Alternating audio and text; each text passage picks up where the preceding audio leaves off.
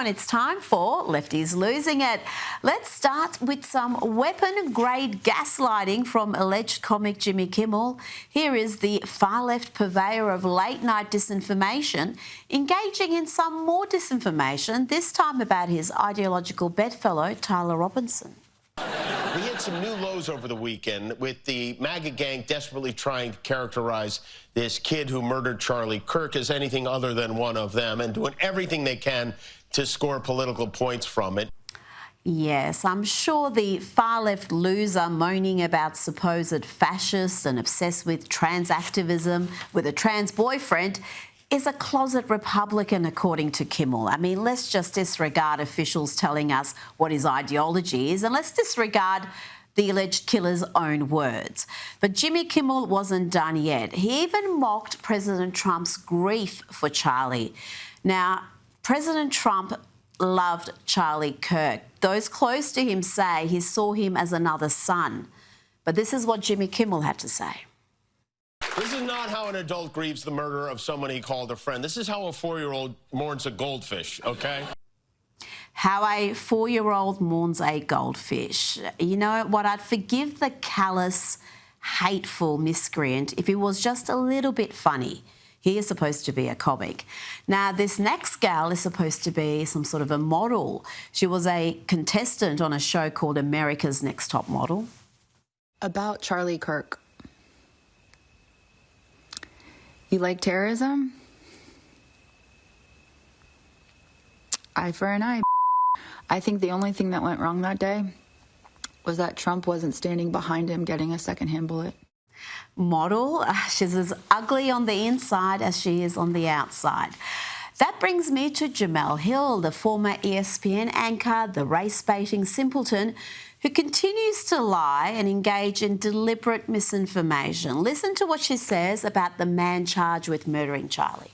In the wake of Charlie's murder, there was an incredible amount of angry discourse from the right, blaming the Democrats, blaming liberals, saying, you're the reason this happened.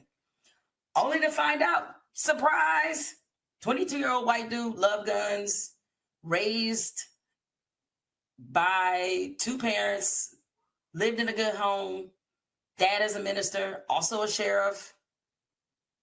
Didn't check any of them boxes y'all thought he would check, did he? Well, he checked the boxes I expected him to check, Jemele. He is a far-left, trans activist lunatic who regurgitates the same BS you do. He claims Charlie was spreading hate because the left called telling the truth hateful. His dad wasn't a sheriff, but he did appear to come from a decent family. It just shows that coming from a decent, God-fearing family isn't enough to inoculate a sick mind from toxic leftist indoctrination. And did Jemele really blame Republicans, conservatives for angry discourse? I mean, how dare we be angry that a brilliant young man was murdered in front of his children? How dare we call out those celebrating this sickening act of domestic terrorism? And be on guard for those who claim that this isn't a left or right issue, that this isn't political, that there isn't a clear motive.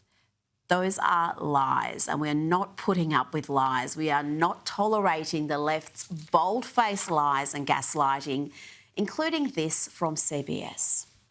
5 days after Charlie Kirk's murder, the shooter's motive remains elusive. No writings left behind, vague secondhand testimony. That uncertainty and the risk of drawing sweeping conclusions suggests the murder may share similarities with recent violence not driven by an obvious political ideology. No clear ideology, except Tyler Robinson told us precisely what his ideology is and why he targeted Charlie Kirk. There is zero mystery about the motives of Tyler Robinson or his political ideology. The only question is who else may have been involved. Now, let's hear from The View. Here is Whoopi Goldberg offering some sober analysis. She looks almost disappointed that Charlie's message will only grow stronger. Remember, it was just a few years ago that Whoopi was forced to apologise to Turning Point USA for falsely linking Charlie's movement to neo-Nazis.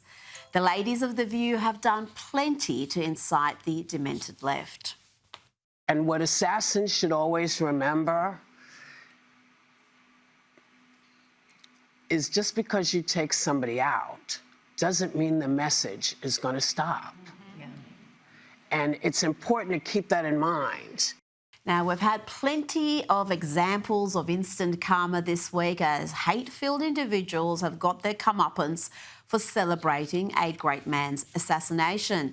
And here is another example. This young man thought it was funny to turn up to a memorial at Texas State University and do this.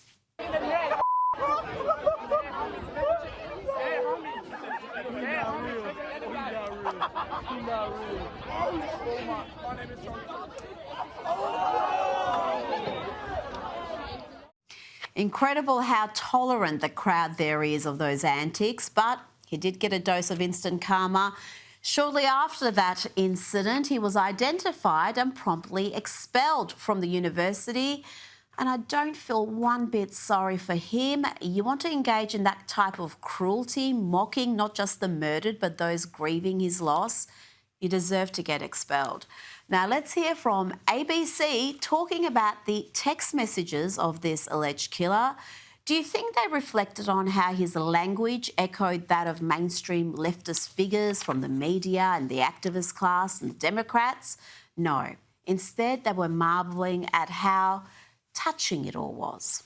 What was on it, but also it was very touching in a way that I think many of us didn't expect. A very intimate portrait into this relationship between the suspect's roommate and the suspect himself, with him repeatedly calling his roommate, who was transitioning, calling him my love, and I want to protect you, my love.